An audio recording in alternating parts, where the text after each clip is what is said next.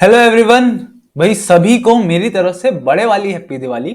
अब दिवाली तो चलती ही रहेगी, जैसे पटाखे फूट रहे हैं आज भी, लेकिन इसी तरीके से हमारी वीडियो भी आपके लिए कभी नहीं रुकेगी, जैसे पटाखे नहीं रुक रहे हैं। तो चलो यार, इसी के उपलक्ष्य में हम आपके लिए लेके आ रहे हैं कक्षा 10वीं का वो टॉपिक, वो चैप्टर जिसे करने में बच्चे पहले से ही डरते हैं। और इस चैप्टर के ऊपर पूरी की पूरी नजरें टिकी होती है, क्योंकि ये पास भी कराता है और ये फेल भी कराता है। तो चलो भाई, हम अपना सर्कल्स का चैप्टर शुरू करते हैं।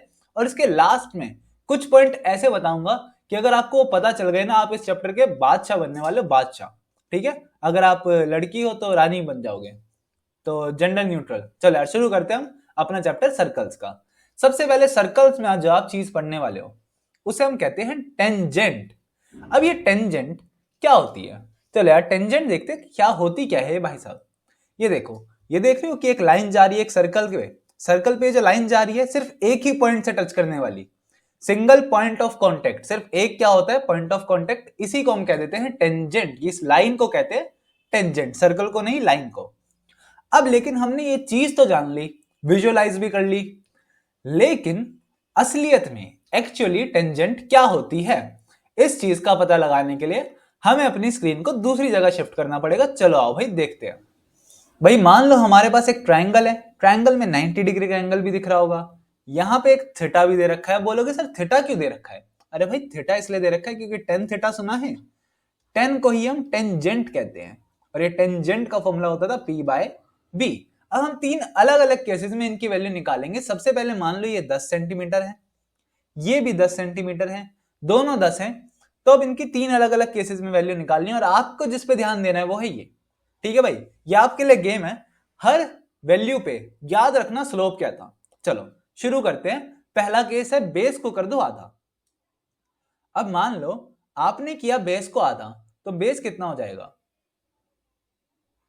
क्या आपका बेस, भाई वापस आ जा, कहां गया? हाँ, क्या आपका बेस 5 हो जाएगा? यस। और परपेंडिकुलर 10 हो जाएगा।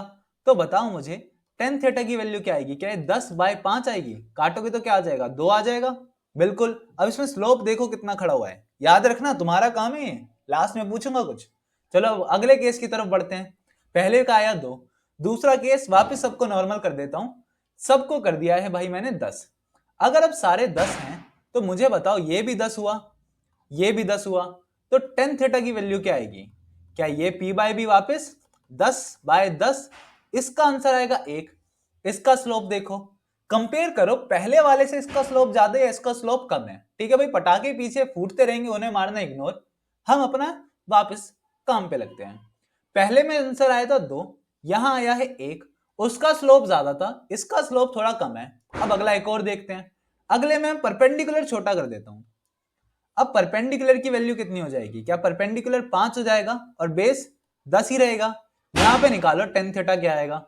क्या टेन थीटा 5/10 मतलब 1/2 या फिर 0.5 और कम हो गया। और स्लोप देखो, अब तो स्लोप कुछ रहा ही नहीं।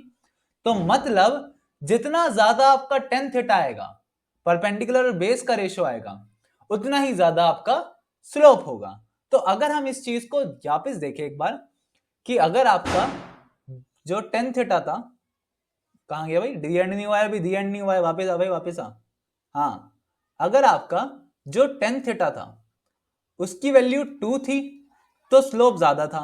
अगर इसकी वैल्यू 1 थी तो स्लोप कम था। अगर इसकी वैल्यू 0.5 और कम थी तो स्लोप और कम हो गया। मतलब कहीं ना कहीं आपकी जो टेंजेंट बताती है वो बताती है स्लोप। क्या बताती है वो? स्लोप। बिल्कुल भाई। अब करते हैं हम इस चीज का डी एंड। अब डी एंड हो गया, तो अब हम बढ़ते हैं आगे अपने दूसरे टॉपिक की तरफ। अब देखो, आपको टेंजेंट पता चल गया। अब देखो, आपके दिमाग में एक क्वेश्चन हो रहा होगा, क्या कि भैया हर जगह ट्रिग्नोमेट्री? अरे भाई नहीं, चीजें समझोगे तो शायद ये सोचना नहीं पड़ेगा कि हर जगह ट्रिग्नोमेट्री, और मजा आएगा अगर समझना शुरू करोगे तो। ठीक है, हमें दो डेफिनेशन पता चली, देखते हैं भाई क्या क्या है। आपकी दो डेफिनेशन होगी अकॉर्डिंग टू कंटेक्स्ट। कौन कौन सी? पहली तो होगी कि टेंजेंट एक स्ट्रेट लाइन होती है जो कि एक कर्व को या फिर सर्कल को सिर्फ एक पॉइंट पे टच करती है। ठीक है। दूसरी डेफिनेशन अभी हमने क्या पढ़ी? हमने दूसरी डेफिनेशन पढ़ी है कि टेंजेंट एक फंक्शन है जो स्लोप कैलकुलेट करने के काम आता है। किसके? अगर आप परपेंडिकुलर और बेस का रेशो निकाल लोगे। समझ गए भाई? तो ये दो डेफिनेशन है लेकिन ये मतलब एक ही बताती है। ठीक है, अब इसके अलावा जो हमारे पास टॉपिक है वो ये क्वेश्चन पूछते हैं कि भाई टेंजेंट तो समझ आ गया, तो सेकंड और कॉर्ड क्या होती है? क्या सेकंड और कॉर्ड का भी कुछ मतलब होता है? भाई बिल्कुल होता है। एक छोटी सी चीज में दोनों का मतलब समझा दूंगा। देखो, अगर हम छोटे से कंटेक्स्ट में बात करें, मान लो सूरज मामा और चांद ताऊ, सूरज मामा और चांद ताऊ है। ये जो देख रहे हो लाइन जो जा रही है, ये लाइन सीधी जा रही है, बिल्कुल सन के अक्रॉस जा रही है। अगर ये आर पार निकल जाती है सर्कल के तो उसको सेकंड कहते हैं, अगर ये लाइन होती है। लेकिन अगर ये लाइन सेगमेंट हो जाता है जैसे सर्कल के सिर्फ अंदर ही, तो इसे हम कहते हैं कॉर्ड। समझ गए भाई? कॉर्ड और सेकंड में बस इतना सा अंतर है कि सेकंड बिल्कुल आर पर होती है और ये लाइन होती है, इसे आप आगे बढ़ा सकते हो। लेकिन वहीं कॉर्ड जो होती है, कॉर्ड आपकी सर्कल के अंदर ही होती है और लाइन सेगमेंट होता है, मतलब ये रुक जाती है। ये होता है सेकंड और कॉर्ड में अंतर। और वहीं टेंजेंट सिर्फ एक पॉइंट से टच करती है, सेकंड और कॉर्ड दो पॉइंट से टच करते हैं। ठीक है, चलो यार, अब हम बढ़ते हैं अपने अगले टॉपिक की तरफ। हमारा अगला टॉपिक क्या कहता है? आपने अगर ये चीजें जान ली तो थ्योरम्स जानते हैं हम। हमारे इस चैप्टर में थ्योरम्स कौन कौन सी है? सिर्फ दो थ्योरम्स है हमारे इस चैप्टर में। सबसे पहली कहती है the tangent at any point of a circle is perpendicular to the radius through the point of contact. समझ आया? नहीं आया? मैं बताता हूं भाई, टेंशन ना लो तुम। इसके लिए हमें फिर से उड़ी बाबा करना पड़ेगा दूसरी जगह पे। चलो यार, उड़ी बाबा मारते हैं। कौन सी जगह है वो? अब भाई मान लो इसके लिए आपको एक सर्कल पता होना चाहिए। सर्कल का सेंटर भी दे दिया आपको, ये है आपका सेंटर O। अब यहां से एक रेडियस भी बना दी है। अब इस रेडियस पे एक टेंजेंट बना देता हूं मैं। अगर आपने यहां पे एक टेंजेंट बना दी और पॉइंट ऑफ कांटेक्ट हो गया ये P, ये है आपका पॉइंट ऑफ कांटेक्ट। तीन अलग लाइन बनाता हूं मैं, ठीक है, इस रेडियस के अलावा जो इस टेंजेंट पे टच कर रही है। देखो, सबसे पहली Q, OQ हो गई, OQ के बाद OR भी हो गई, और OR के बाद कहां गया भाई OR के बाद भी तो थी कोई, यस, OS हो गई। अब ये OS हो गई। अब समझते हैं कि ये ही 90 डिग्री क्यों बनाएगा, ये 90 डिग्री क्यों नहीं बनाएंगे। इस चीज को समझने के लिए सिर्फ दिमाग का यूज करो। दो लाइन है, इन दो लाइनों में आपने यहां से शुरू करा और आपको डिस्टेंस नापना है इसका। तो क्या आप ऐसे डिस्टेंस नापोगे या फिर इस तरफ जाकर डिस्टेंस नापोगे? अगर आप डिस्टेंस नापोगे तो आप बिल्कुल सीधा जाओगे, और अगर सीधा जाएंगे तो सीधा क्या बनेगा? 90 डिग्री का एंगल बनेगा। अगर आपका 90 डिग्री का एंगल बन रहा है तो मुझे बताओ, अगर मुझे किसी भी पॉइंट से लाइन का डिस्टेंस नापना है तो 90 डिग्री का एंगल बनना चाहिए। ठीक है, और ये जो डिस्टेंस होता है ना, ये सबसे छोटा डिस्टेंस होता है। मतलब शॉर्टेस्ट डिस्टेंस क्या करता है? शॉर्टेस्ट डिस्टेंस बनाता है आपका 90 डिग्री। ठीक है, अगर ये चीज पता चल गई तो हमें बस प्रूव करना है कि जो ओपी है ना, ये क्या है? ये शॉर्टेस्ट डिस्टेंस है। अगर रेडियस से, सॉरी रेडियस कह रहा हूं, सेंटर से टेंजेंट का शॉर्टेस्ट डिस्टेंस क्या है? ओपी। ये प्रूव कर दिया, आपका क्वेश्चन खत्म। अब हम इसे प्रूव करते हैं। इसके लिए हमें वापस जाना पड़ेगा अपने खाली पेज पे। अब मान लो खाली पेज की बात करते हैं तो भाई कहां गया भाई हमारा पेन? गायब हो गया, ये रहा। हाँ, अब आपके पास एक सर्कल तो था ही, ठीक है, एक रफ फिगर बना दी मैंने। सर्कल था, सेंटर यहां आ गया, एक लाइन यहां जा रही है, एक लाइन यहां जा रही है, यहां था O P Q। मुझे बताओ, अगर मैं इसको P डैश नाम दे दूं, कोई दिक्कत? O Q किसके बराबर है? O P dash plus P dash Q के। इस पूरे में दो लाइनें प्लस हो रही हैं, एक O P डैश तक और P डैश Q तक, तो ये इनको प्लस करके आ रहा है। क्या ये जो O P डैश है ये रेडियस है? तो O Q radius plus P dash Q के बराबर है। और O Q की बात करता हूं मैं, O P डैश क्या है? रेडियस, और O P भी क्या है? रेडियस। तो मैं कह सकता हूं O Q बराबर है O P plus P dash Q।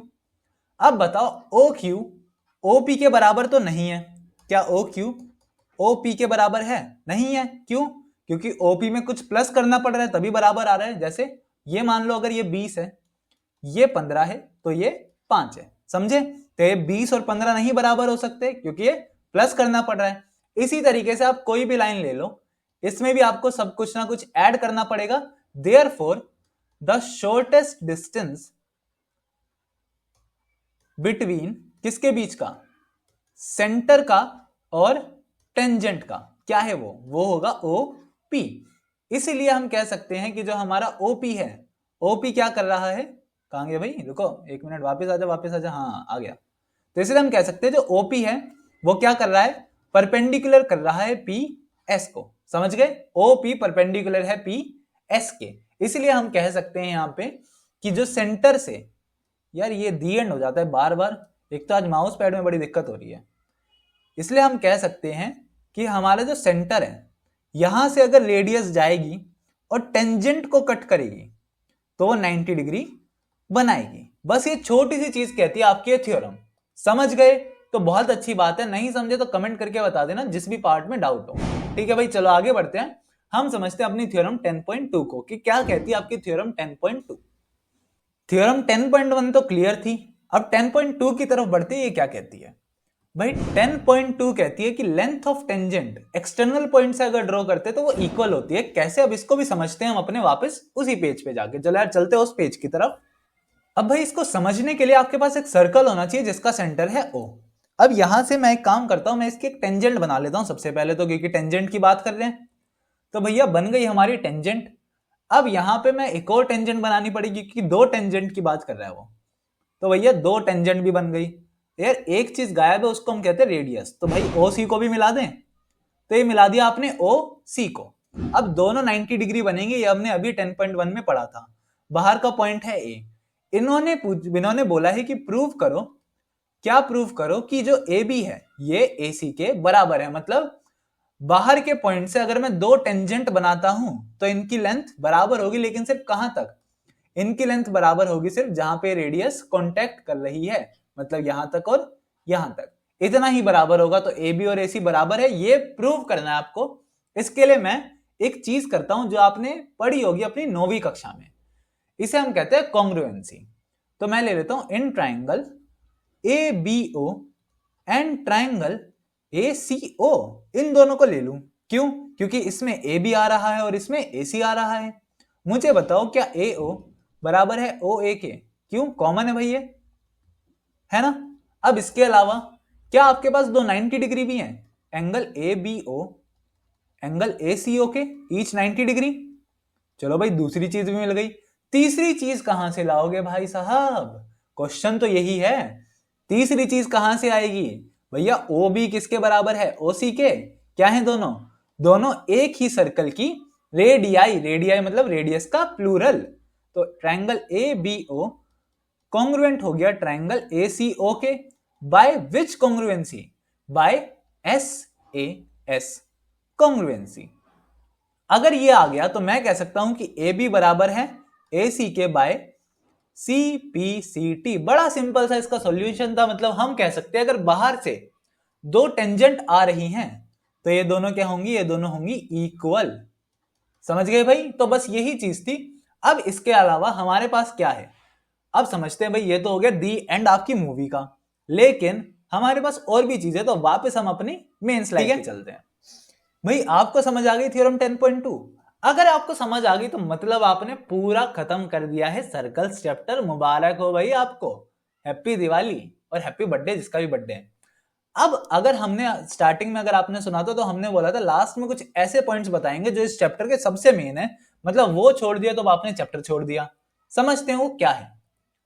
सबसे पहले आपके सम इंपॉर्टेंट की पॉइंट्स। हाँ यार सही तो लिखा है मैंने।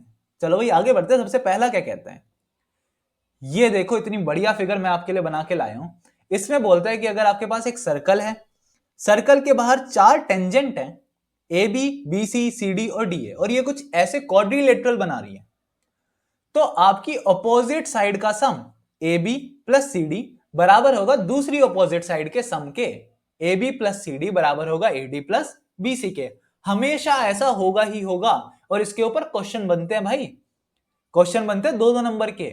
आपको बोल देंगे ए बी बी सी और सी डी की value they the, A D की पता लगाओ, ऐसा क्वेश्चन दे देंगे। तो इसको भूलना नहीं है, ये चीज बड़ी मैंने, इसको स्क्रीनशॉट लो, दिमाग में फेंक के मारो, कुछ भी करो, लेकिन इसको याद करो। ठीक है, हम बढ़ते अपने दूसरे पॉइंट की तरफ। दूसरा पॉइंट कहता है कि भाई आपके पास अगर एक सर्कल है, सर्कल का डायमीटर है ये देख रहे हैं डायमीटर व्हाइट कलर से, और 2 टेंजेंट है ए बी और पी क्यू। तो कभी भी आपके डायमीटर अगर टेंजेंट बनाता है ना दोनों एंड पे, तो वो दोनों पैरेलल होती हैं। इसलिए ए बी किसके पैरेलल होगा, पी क्यू के पैरेलल होगा ही होगा। तो डायमीटर टेंजेंट बनाए तो वो पैरेलल होगी। ठीक है भाई, ये दोनों अगर आप भूल जाते हो तो इसके मान लो कि आपने 5 नंबर अपने छोड़ दिए हैं। अगर 5 नंबर बनाने हैं तो ये दोनों समझ लो और उसके अलावा चैप्टर समझ लो। तो भैया हमारा पूरा का पूरा सर्कल इतनी सी चीज में खत्म हो गया है। अगर आपको क्लास अच्छी लगी है तो भाई लाइक जरूर कर देना और कमेंट जरूर करके जाना अपना जो भी आपको सोच रहे हो हमारी स्लाइड्स के बारे में। कोई इंप्रूवमेंट हो तो भाई हमें बता के जाना। Always welcome. सभी को नमस्कार, बाय बाय, टाटा। आपका दिन मंगलमय हो और सभी को हैप्पी दिवाली। चलो यार, मिलते हैं आपसे अगली वीडियो में।